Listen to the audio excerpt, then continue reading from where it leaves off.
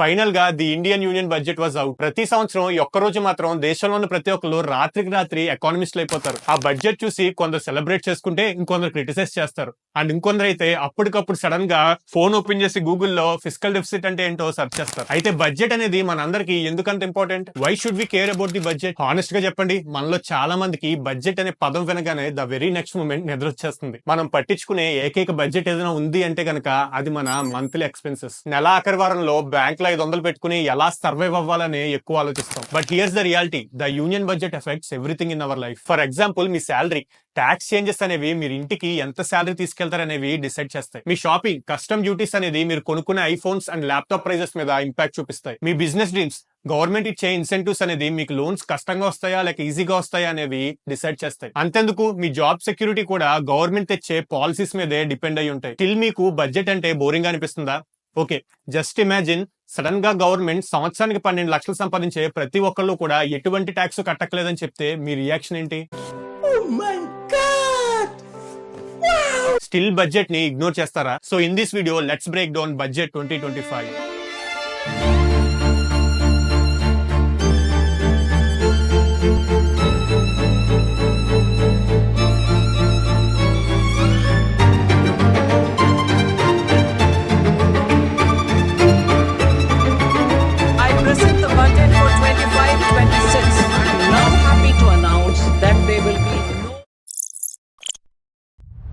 Segment 1, what is the union budget? ప్రతి సంవత్సరం మన ఇండియన్ గవర్నమెంట్ సెంట్రల్ లెవెల్లో యూనియన్ బడ్జెట్ ని, అంటే మన కంట్రీ యొక్క ఫినాన్షియల్ బ్లూ ప్రింట్ ని ప్రవేశపెడుతుంది. అందులో ఈ సంవత్సరం అంతా కూడా, అంటే 1 ఏప్రిల్ 2025 నుంచి 31 మార్చ్ 2026 వరకు మన సెంట్రల్ గవర్నమెంట్ దేని మీద అండ్ వేటి మీద డబ్బులు ఖర్చు పెట్టాలనే ప్లాన్ ఉంటుంది. అంటే ఇన్ఫ్రాస్ట్రక్చర్ డెవలప్మెంట్ లైక్ హైవేస్ ని, మెట్రోస్ ని బిల్డ్ చేయడం, agriculture and rural development, education and skill development, defence and national సెక్యూరిటీని మెయింటైన్ చేయడం, అండ్ ఫైనల్ గా లోన్స్ అండ్ ఫినాన్షియల్ అసిస్టెన్స్ ఇవ్వడం లాంటివి ఉంటాయి. అండ్ దానితో పాటు దేని మీద అండ్ వేటి మీద నుంచి డబ్బులు సంపాదించాలనే ప్లాన్ కూడా ఉంటుంది. అంటే మెయిన్ గా ట్యాక్సెస్ నుంచి like income tax, corporate tax, GST నుంచి, అండ్ అలాగే public sector units like LIC, ONGC, Coal India నుంచి వచ్చే ప్రాఫిట్స్ గురించి ఉంటుంది. Think of it as your dad's planning the household budget. Just ఇక్కడ కొన్ని లక్షల కోట్ల రూపాయలు అండ్ అది సరిగ్గా ఎలా ఖర్చు పెట్టాలని ఉండే భయంకరమైన ప్రెజర్ తప్ప. Segment 2, who makes the budget? The union finance minister. నాకు తెలిసి ఈ పేరుని చాలా మంది మర్చిపోలేరు, నిర్మలా సీతారామన్ మ్యామ్. ఇన్ఫాక్ట్ ఇది ఆవిడ ప్రవేశపెట్టే 8th consecutive union budget, first finance minister to do that. అంటే ఇప్పుడు వచ్చి ఏ ఫినాన్స్ మినిస్టర్ కూడా బడ్జెట్ ని 8 టైమ్స్ వరుసగా ఇప్పుడు ప్రెజెంట్ చేయలేదు. అయితే ఈవిడ ఫినాన్స్ మినిస్టర్లు, ఎక్స్పర్ట్స్ తో, చాలా మంది స్టేక్ హోల్డర్స్ తో, అంటే నీతి Aayog, state representatives, economist, trade unions, ఇలా చాలా మందిని సంప్రదించి బడ్జెట్ అనేది డ్రాఫ్ట్ చేస్తారు. అండ్ ఈ ప్రాసెస్ అంతా కూడా ఆల్మోస్ట్ 6 months జరుగుతుంది. అంత టైం ఎందుకు పడుతుంది అని అనుకుంటున్నారా? బికాస్ బడ్జెట్ అనేది ప్రిపేర్ చేయడం అంత ఈజీ కాదు. ఎందుకంటే బడ్జెట్ అనేది ఒక ఎస్టిమేట్ కాబట్టి. గవర్నమెంట్ యొక్క ప్రీవియస్ ఎక్స్పీరియన్సెస్ సాయంతో ఒక ఎడ్యుకేటెడ్ గెస్ చేసి ఫ్యూచర్ గురించి బడ్జెట్ అనేది ప్రిపేర్ చేస్తారు. అందుకే ఏ బడ్జెట్ డాక్యుమెంట్ లో కూడా ఒక స్టాండర్డ్ ఫిగర్ ఉండదు. అక్కడ ఓన్లీ ఎస్టిమేట్స్ అండ్ యాక్చువల్స్ అని మాత్రమే ఉంటాయి. అండ్ గవర్నమెంట్ యొక్క ప్రయత్నం అంతా కూడా ఈ ఎస్టిమేట్స్ అండ్ యాక్చువల్స్ మధ్య ఉన్న గ్యాప్ ను తగ్గించడమే. సో ఈ ఎంటైర్ ప్రాసెస్ సెప్టెంబర్ లో స్టార్ట్ అయ్యి జనవరిలో ఎండ్ అవుతుంది. ఎండ్ అవగానే వాళ్ళు ఫస్ట్ చేసే పని హల్వా చేయడం.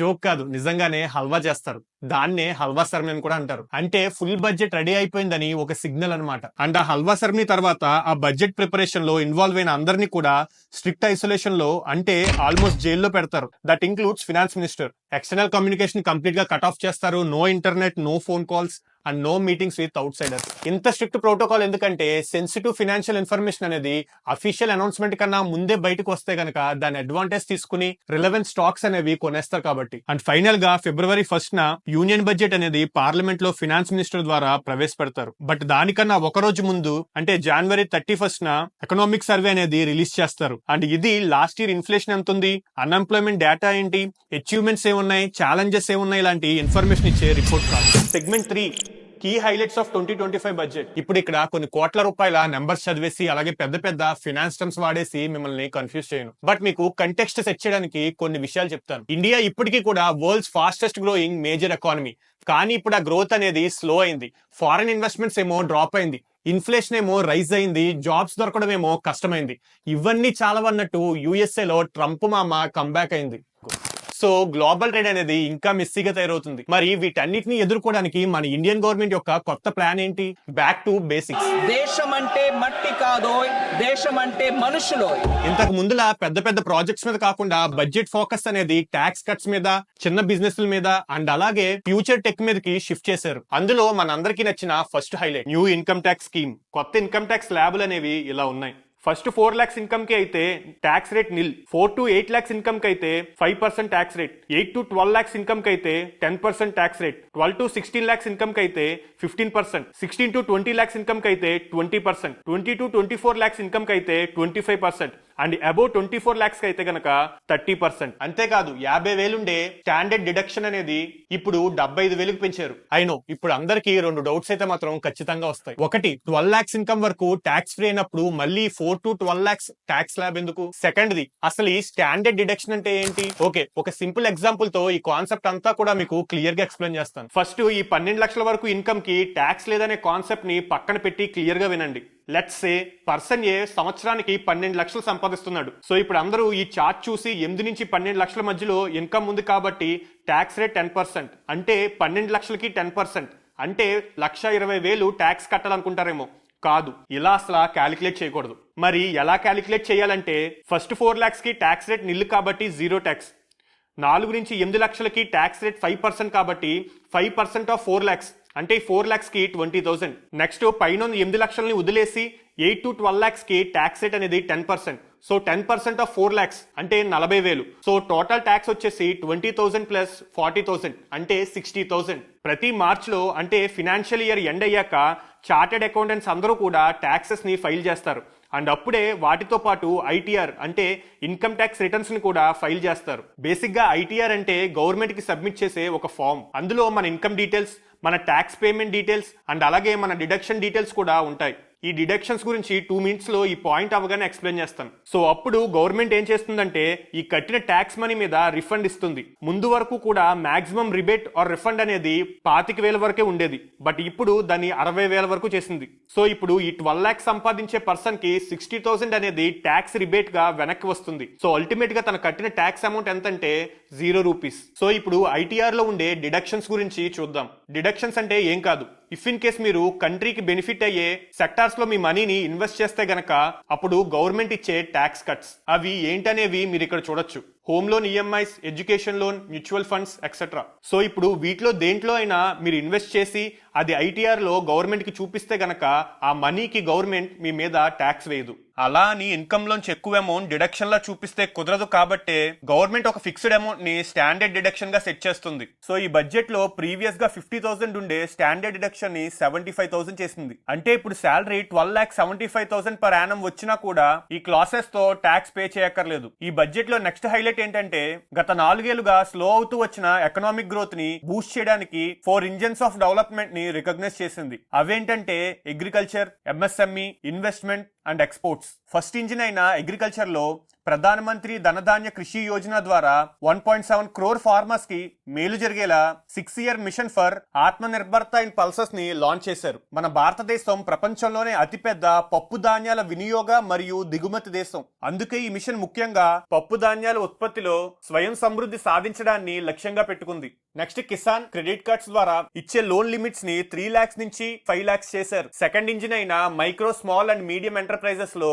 నేషనల్ మ్యానుఫ్యాక్చరింగ్ మిషన్ ని అనౌన్స్ చేశారు. దీని ద్వారా తయారీ రంగాన్ని బలోపేతం చేసి గ్లోబల్ స్థాయిలో కాంపిటీషన్ ని పెంచి మేక్ ఇన్ ఇండియాని బలోపేతం చేయడమే లక్ష్యంగా ఈ మిషన్ ని స్టార్ట్ చేశారు. అంతేకాదు బొమ్మల తయారీలో ఇండియాని ఒక గ్లోబల్ హబ్ గా తయారు చేయడానికి ఒక కొత్త స్కీమ్ ను కూడా తీసుకొస్తున్నారంట.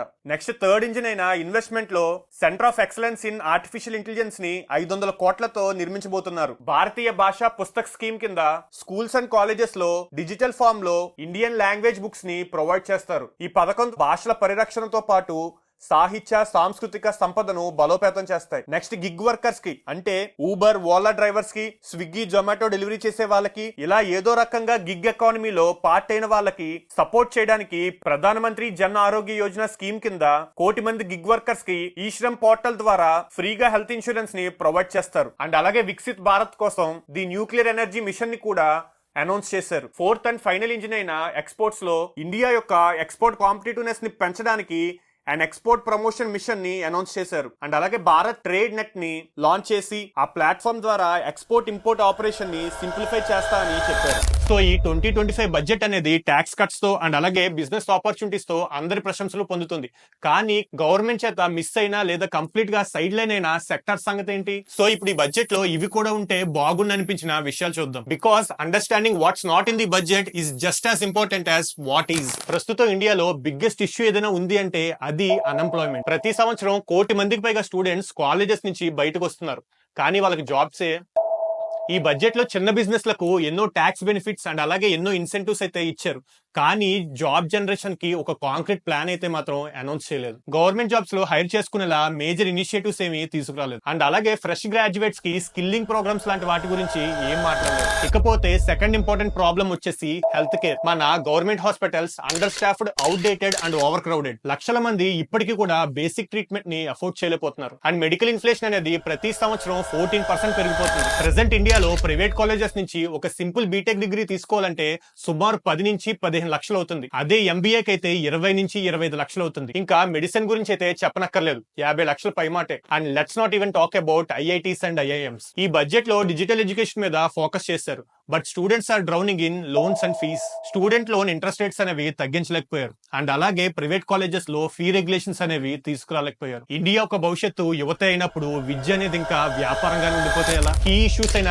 ఎంఎస్పీ మినిమం సపోర్ట్ ప్రైస్ అనేది అన్ని క్రాప్స్ మీద ఇస్తున్నట్టు గ్యారంటీ ఇవ్వలేదు. ఫెర్టిలైజర్స్ అండ్ డీజిల్ ప్రైజెస్ ఇంకా పెరుగుతూనే ఉన్నాయి. రైతులకు రుణమాఫీ అనేది కొంతకాలం వరకే హెల్ప్ చేస్తాయి, కానీ అవి రియల్ ప్రాబ్లమ్ ని ఫిక్స్ చేయలేవు. Farmers don't just need loans, they need sustainable income. So ఇవి 2025 యూనియన్ బడ్జెట్ లో నాకు కనిపించిన కొన్ని shortcomings. By no means is this a bad budget, but it doesn't fully tackle some of India's biggest challenges. మీకేమనిపిస్తుంది? ఈ budget మీ expectations ని reach అయిందా, లేదా మీకు కూడా నాలాగే కొన్ని ఇంపార్టెంట్ ఆస్పెక్ట్స్ ని ఓవర్లుక్ చేశారనిపించిందా? Drop your thoughts in the comments below and let's discuss. That's all from my side on the union budget 2025.